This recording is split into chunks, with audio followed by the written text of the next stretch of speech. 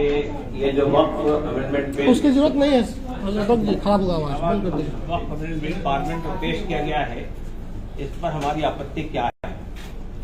बहुत विस्तार से हमने अपनी बात आप सामने रखी थी।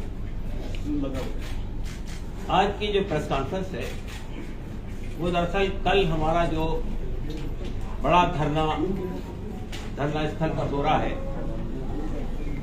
धरना स्थल पर जो धरना हो रहा है, उस धरने की जरूरत क्यों पड़ी और उस धरने से हम क्या मैसेज देना चाहते हैं, ये बात हमारे सामने रखना चाहते हैं।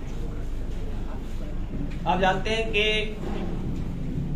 हमारा बुनियादी एतराज ये है कि बीजेपी ने जो वक्फ अमेंडमेंट बिल पार्लियामेंट में पेश किया है, हिंदुस्तान की तारीख में ये पहली बार हुआ है कि जिन लोगों के लिए बिल लाया जा रहा है उनसे कोई मशवरा नहीं किया गया, उनके किसी मशवरे को शामिल नहीं किया गया और एक तरह से पूरे वक्फ एक्ट को ओवरहाल करने के लिए 44 अमेंडमेंट पेश किए गए।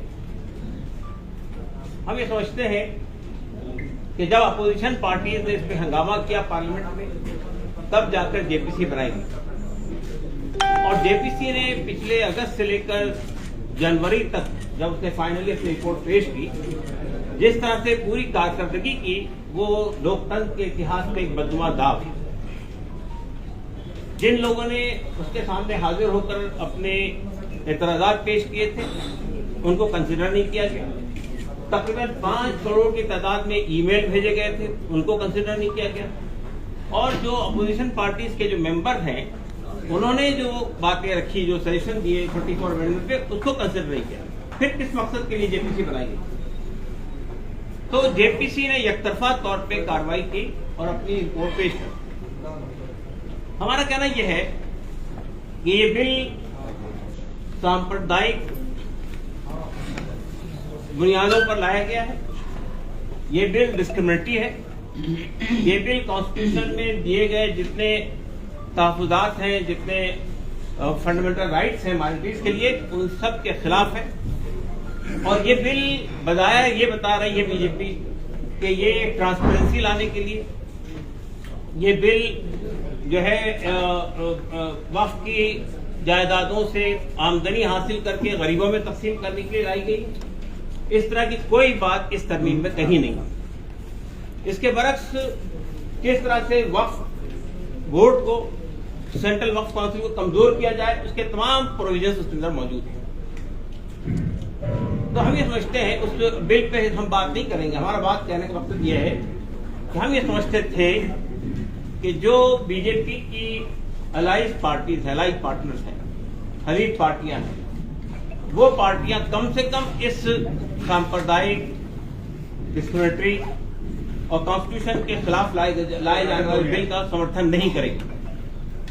और हमने इन पार्टियों से मुलाकात की कोशिश भी की और मुलाकातें हुई भी, लेकिन ये पार्टियां, उनके क्या मफाद है, उनका क्या इंटरेस्ट है, वी डोंट नो। लेकिन इसके बावजूद भी वो टस से मस नहीं हुई।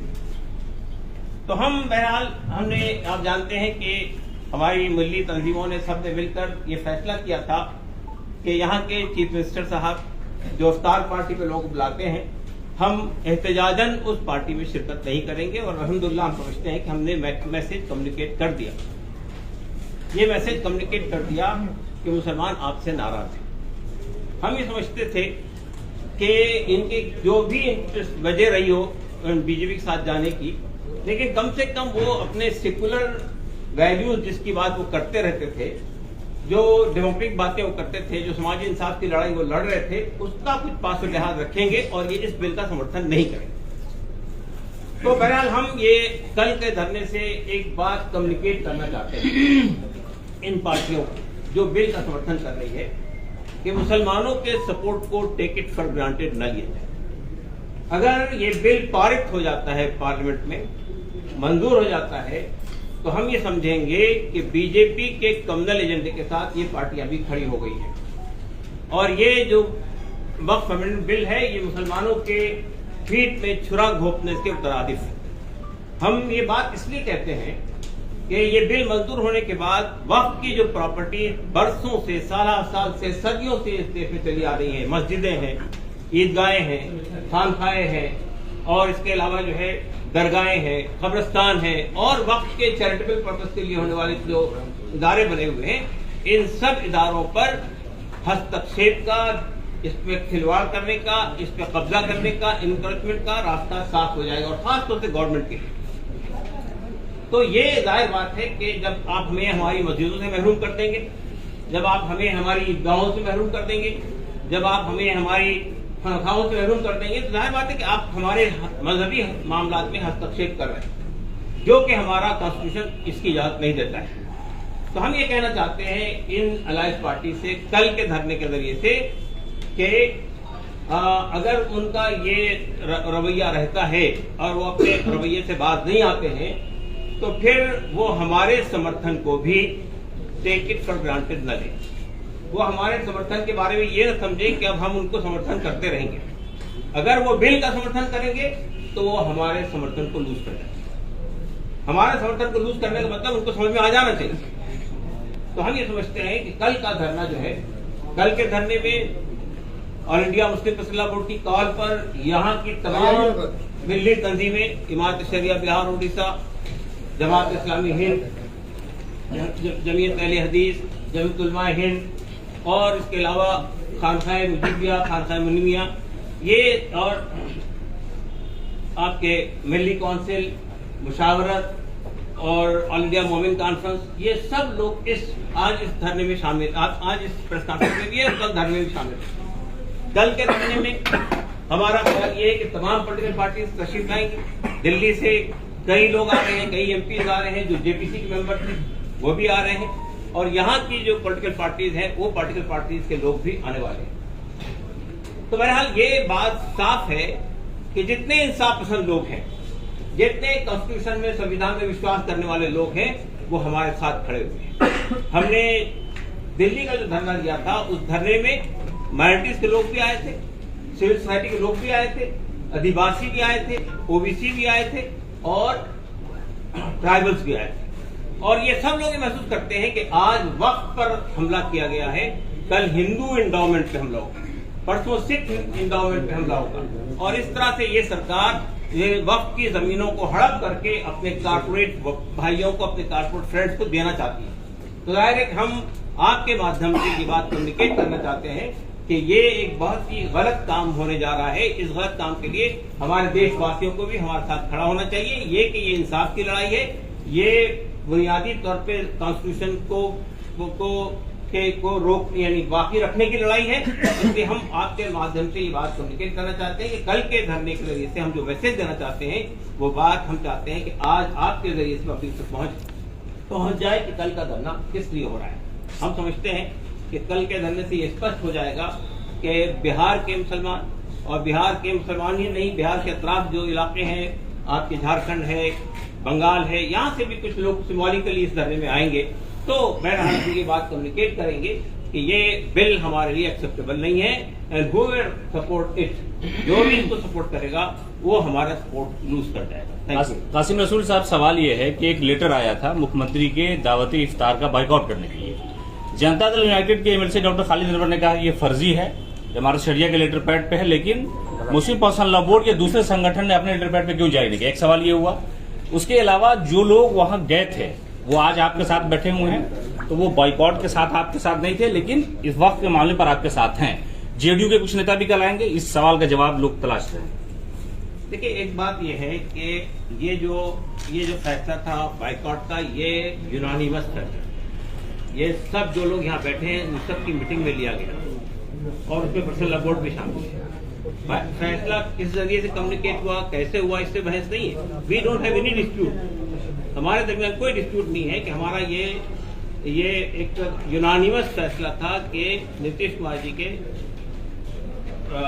अफ्तार पार्टी में हमारे लोग नहीं जाएंगे। और उसकी वजह ये थी कि हमारे तमाम मना करने के बावजूद भी वो उनकी पार्टी बिल का समर्थन कर रही है। तो हमने एहतजाजन, ये दिस वाज आवर प्रोटेस्ट, तो हमने उनको इफ्तार पार्टी में पार्टिसिपेट नहीं। सर आपने क्या नीतीश कुमार जी से मुलाकात की थी, उनसे क्या बातचीत हुई थी, क्या उन्होंने कोई एश्योरेंस दिया था आप लोग को? देखिए, नीतीश कुमार जी से जहां तक पर्सनल लॉ बोर्ड का ताल्लुक है, पर्सनल लॉ बोर्ड ने कई लेटर्स लिखे मुलाकात के लिए, उन्होंने मुलाकात नहीं की। लेकिन हमारी यहाँ जो तंजीमें बैठी है, इन लोगों की मुलाकातें उनसे हुई है और उन्होंने बहुत स्पष्ट तौर पर ये बात उनके सामने रखी है कि ये बिल हमारे लिए एक्सेप्टेबल नहीं है। द एंटायर मुस्लिम कम्युनिटी, ये एक दो की बात नहीं है, पूरी मुस्लिम कम्युनिटी इस बात पर सहमत है, आपके कश्मीर से लेकर आपके तमिलनाडु तक के। हाँ, पूरी मुस्लिम कम्युनिटी सहमत है कि ये बिल वक्फ की प्रॉपर्टी को तबाह करने के लिए लाया गया। अच्छा, कई लोग ये भी मान रहे हैं कि इमारत शरिया जैसे या धार्मिक संगठनों को राजनीति में नहीं आना चाहिए। जैसे इफ्तार को लेकर आप लोगों ने बाइकआउट की बात करी, उस पर कई नेताओं ने कहा कि धार्मिक संगठनों को कम से कम राजनीति से दूर रहना चाहिए। धार्मिक संगठन राजनीति से दूरी है, लेकिन जब आप हमारे हुकूक पर हमला करेंगे तो हमें अपने एहतजाज करने का हक तो है ना, संविधान ने दिया है। इसमें क्या गलत बात है? हमारा संवैधानिक अधिकार है। कल के धरना और 29 तारीख के धरना पर अगर नायडू और नीतीश नहीं सुनते हैं तो आप ऐलान करेंगे मुसलमानों को चुनाव में कि इनको वोट मत देना? इसके अलावा कोई रास्ता नहीं है। बिल्कुल करेंगे, इसलिए कि भाई आप मुझे ये बताइए, मैं तो ये बात स्पष्ट तौर पे कही है ना कि जो लोग बिल का समर्थन करेंगे वो हमारा समर्थन लूज करेंगे। इसमें क्या बात है? This is obvious. बिल तो अभी पारित ही नहीं हुआ है, तो अभी नीतीश कुमार ने जो बातें कही, आप कह रहे थे मीटिंग में, उन पर भरोसा भी नहीं है, बिल्कुल नहीं रहा भरोसा। देखिए, बिल जेपीसी में पेश हुआ, जेपीसी में नीतीश कुमार के लोग भी मौजूद थे। बिल पार्लियामेंट में पेश हुआ था, जब उस वक्त में नीतीश कुमार की पार्टी ने, नायडू की पार्टी ने बिल पेश करने में सपोर्ट किया था, सिर्फ अपोजिशन ने उसके इतराज किया, इसलिए जेपीसी बनी। दूसरी बात यह कि जेपीसी के अंदर भी जो अलायंस थे वो बीजेपी के साथ खड़े, अपोजिशन के साथ नहीं खड़े। तो अब क्या होने वाला है? हम तो यही बात कह रहे हैं ना, हमने नहीं कह रहे कि हम अब सपोर्ट करेंगे या नहीं करेंगे, हम तो उनसे ये कह रहे हैं कि वो सपोर्ट नहीं करना चाहिए। चलिए, हो गया, रोजे की हालत में आप आराम करिए। बात आ गई।